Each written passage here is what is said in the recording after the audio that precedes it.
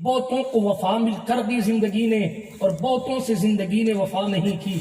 اپنوں کے بھی لاشیں اٹھے, پرایوں کے بھی اٹھے, اور بے تحاشا لاشیں دیکھ کر دنیا نے اس بات کا احساس کر لیا, بندہ چاہتا ہے وہ نہیں ہوتا, خدا چاہتا ہے وہ ہوتا ہے. میرے مولا علی سے پوچھا گیا آپ نے رب کو کیسے پہچانا؟ تو علی نے اس وقت کچھ اور نہیں کہا, فرمایا عرفت ربی بفسق العزائم, کہ میں نے اپنے رب کو ارادوں کے ٹوٹ جانے سے پہچانا. ہم رات کو سوتے ہیں, کل یہ کریں گے, وہ کریں گے, وہ کریں گے, وہ کریں گے, وہ نہیں ہوتا جو ہم رات کو سوچ کے سوتے ہیں, وہ ہوتا ہے جو مولا چاہتا ہے نا. لوگ سائنسدان اپنے آپ کو بس خدا منوانے کے قریب ہی تھے. فرضی بادل, مصنوعی بادل بنا کر اس سے بارش کرانے کی تیاری سائنس کر رہی ہے. چاند پر ریسٹورنٹ بنانے کی باتیں سائنسداں کر رہے ہیں. اتنی اونچی اونچی باتیں کرنے والے لوگ, خدا نے ایک ایسا ذرہ بھیجا جو دکھتا نہیں, جو دکھتا نہیں, نہ دکھنے والا ذرہ, اتنا طاقتور, چھوٹا سا کہ اس نے پوری دنیا کے سسٹم کو ہلا کے رکھ دیا. وہ دیش, وہ ملک جو اپنے ڈاکٹری اور میڈیکل پر اتنا ناز کرتے تھے کہ جناب باتیں یہاں تک ہونے لگی تھی کہ بندہ مر جائے اور کچھ سیکنڈ اگر مرے ہوئے ہوا ہو تو پھر ہم اس کو زندہ کرنے کی کوشش کر سکتے ہیں. اتنی اونچی اونچی باتیں کرنے والے لوگ جناب ہاتھوں میں دم توڑ رہے لوگوں کو بچا نہیں سکے اور دنیا کو ایک خاموش پیغام دیا. میں نے 31 دسمبر کی رات ایک جملہ کہا تھا, آج پھر دہراتا ہوں, قدرت نے بتایا ہم نے دکھنے والا ایک ذرہ بھیجا, تم اس کی تاب نہ لا سکے, تو جب وہ مہدی آئے گا جس کے ساتھ بادل بھی ہوگا, جس کے ساتھ اعلان کرنے والے بھی ہوں گے, جس کا اعلان اعلان ہوگا کہ میں مصطفیٰ کا جانشین بن کے اس حیثیت سے آیا ہوں, میں زہرا کا بیٹا ہوں, علی کا وارث ہوں, میں دین حقہ پر ہوں, آؤ میرے ہاتھ پر بیعت ہو جاؤ. جب نہ دکھنے والا ذرہ پوری دنیا کو ہلا سکتا ہے تو پھر دکھنے والا مہدی دنیا کو مسلمان بنا کیوں نہیں سکتا؟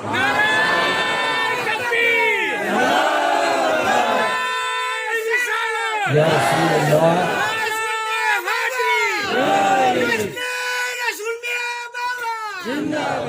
جناب بات دور نہ نکل جائے, میں بڑی تیزی سے اپنے موضوع کی طرف آؤں گا. یوں تو میری گفتگو کی, میرے بات کا ہر جملہ ہی میرا موضوع ہے, مگر سوچنے سمجھنے کی بات یہ ہے, عقل مند تو وہ ہوتا ہے جو اپنے ماضی سے کچھ حاصل کرتا ہے, یعنی اپنے گزرے ہوئے دن سے جو ہے وہ نصیحت حاصل کرتا ہے کہ ہم نے کون سا کام چھوڑ دیا تھا, کون سا ہمیں کرنا چاہیے تھا.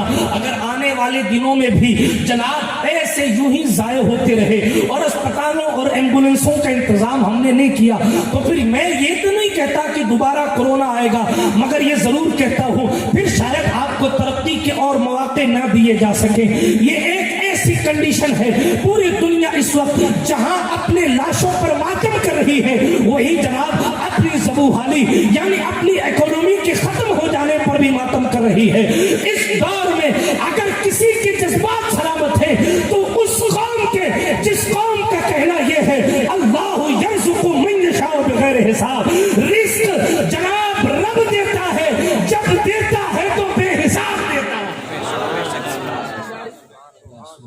آتم ہتیا ایمان والا نہیں کرتا. کل میں نے اخبار میں ایک نیوز پڑھی, اس میں انجینئرنگ کا اسٹوڈنٹ 20 سال اس کی عمر, اور اس نے آتم ہتیا کر لی, خوشی کر لی, اور اس نے سوسائڈ نوٹ میں لکھا کہ میں نے بڑی مستیاں کر لی, بہت شوق پورے کر لیے, اب نہیں جینا چاہتا. بس یہ سوسائڈ نوٹ میں لکھا, نیوز پیپر کی رپورٹ ہے. ٹھیک ہے, میں نے کہا حد ہو گئی, مگر میں نے جواباً یہ کہا کہ اس کے پاس کاش ایمان ہوتا تو یہ کہتا کہ میں نے مستیاں بہت کر لی, اب چل کے اپنے رب کو نہ منا لوں. اس کے پاس ایمان ہوتا تو یہ نہ کہتا کہ مجھے مہلت اس نے بہت دے دی, چلو اب چل کے اس کو راضی نہ کر لوں، اس لیے کہ جناب ساری کائنات میں سب سے جلدی اگر کوئی راضی ہو جاتا ہے تو وہ میرا اور آپ کا رب ہے، سب سے جلدی، ہاں سب سے جلدی کوئی راضی ہو جاتا ہے۔ باپ کی بات بیٹا ایک بار نہ مانے باپ معاف کر دیتا ہے، 2 بار 3 بار 10 بار اگر بیٹا نافرمانی اس حیثیت سے کرے کہ باپ کا 10 بار دل دکھے اور سخت انداز میں دل دکھے تو باپ اپنے بیٹے کو گھر میں نہیں رکھتا، مگر میرا رب اتنا رحمان ہے، بندہ 70 مرتبہ گناہ کرے اور 71ویں بار توبہ کرنے جائے پھر بھی خدا کی رحمت کہتی ہم تیرا استقبال کرتے ہیں۔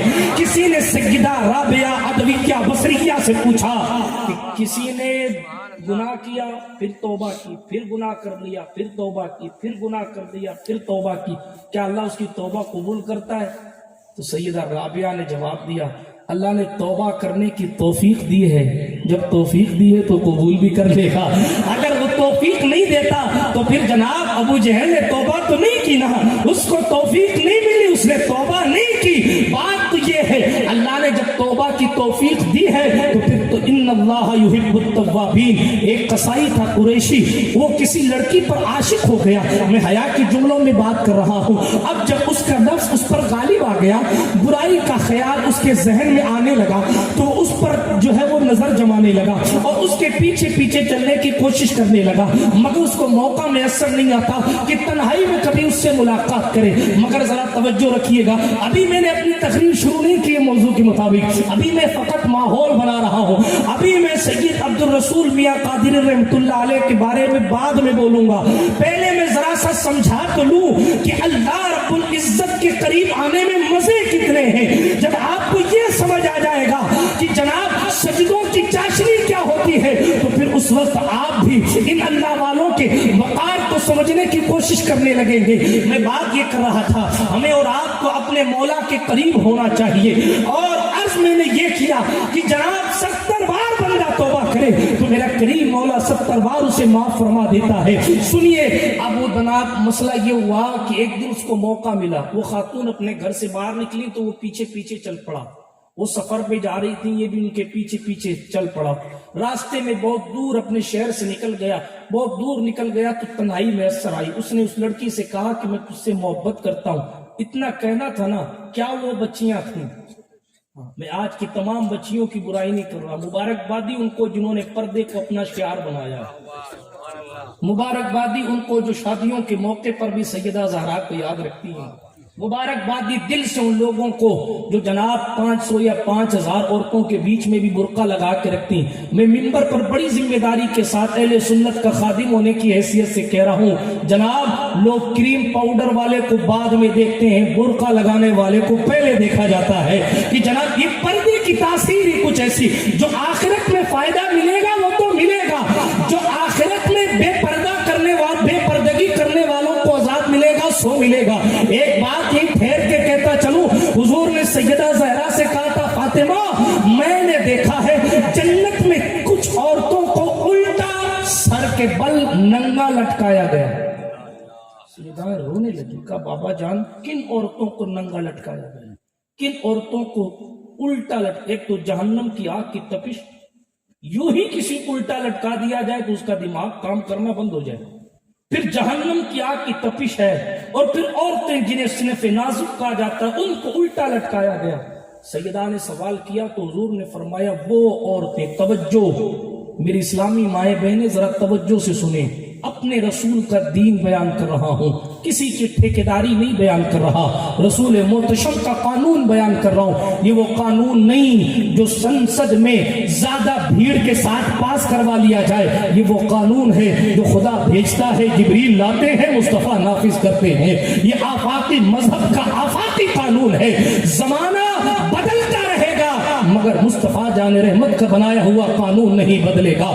توجہ کے ساتھ حضور نے فرمایا فاطمہ یہ وہ عورتیں جو غیر مردوں سے اپنے بال کو نہیں چھپاتی،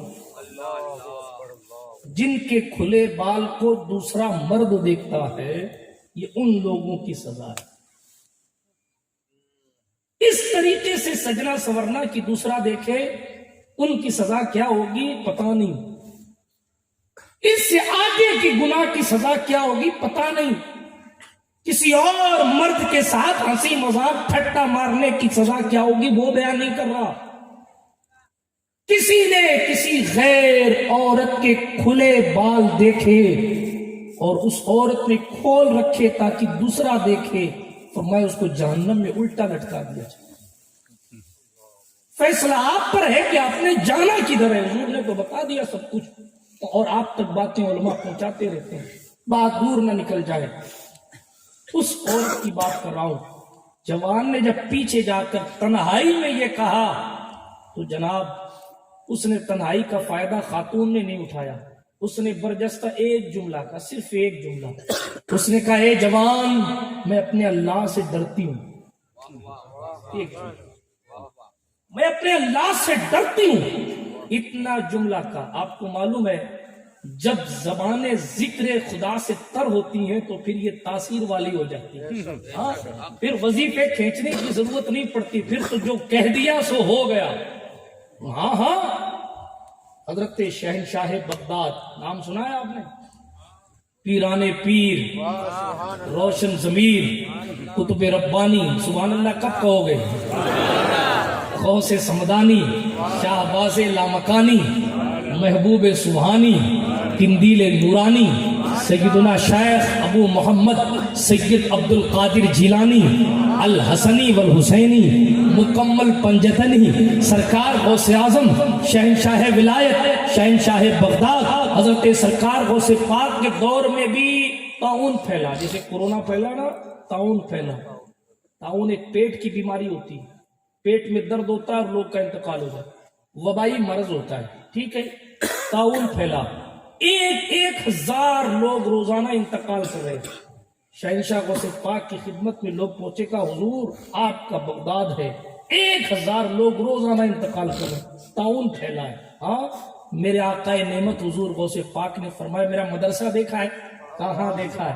کہا وہ مدرسے کے پاس گھاس جمی ہوئی ہے نا, گھاس سمجھتے ہیں آپ نا, مدرسے کے پاس گھاس جمی ہوئی ہے. کہا ہاں جمی ہوئی ہے. فرمایا جا اس گھاس کو توڑ لو, مریض کے سینے پہ مل دو اور اس کا پانی پلا دو, اللہ شفا عطا فرمائے گا.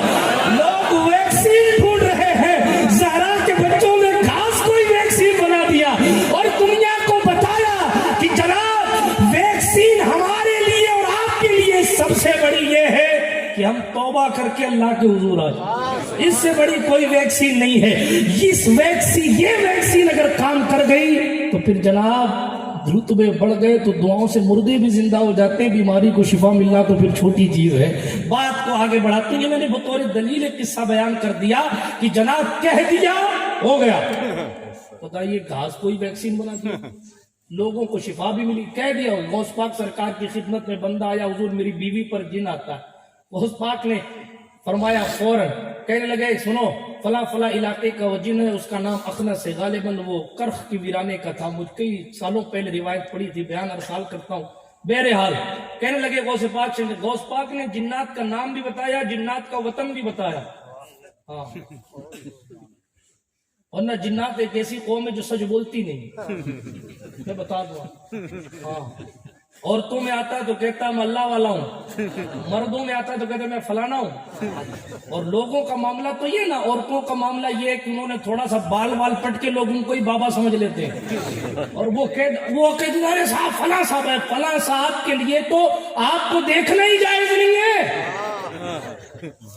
60 سال کی عمر ہے, نام لینے لگا ہو ہندوستان کے شہنشاہ کا, شہنشاہ ہندوستان, مالک ہندوستان, آقا ہندوستان, عطائے رسول, فرزند بطول, سرتا بقدم والے رسول, چمنستان زہرا کا مہکتا ہوا پھول, حضرت سلطان الہند, حضرت سیدنا شیخ سید معین الدین حسن چشتی سنجری حسینی اجمیری رضی اللہ تبارک و تعالی عنہ, ہمارے اور آپ کے آقا غریب نواز 60 سال کی عمر میں گزر رہے ہیں. لوگوں نے کہا حضور دوسرے مذہب کی عورتیں ہیں, ایک نگاہ ڈال دیں تاکہ وہ عورتیں مسلمان ہو جائیں, ایک نگاہ ڈال دیں تاکہ وہ عورتیں مسلمان ہو جائیں. غریب نواز جیسا متقی جس کی رات ذکر اللہ میں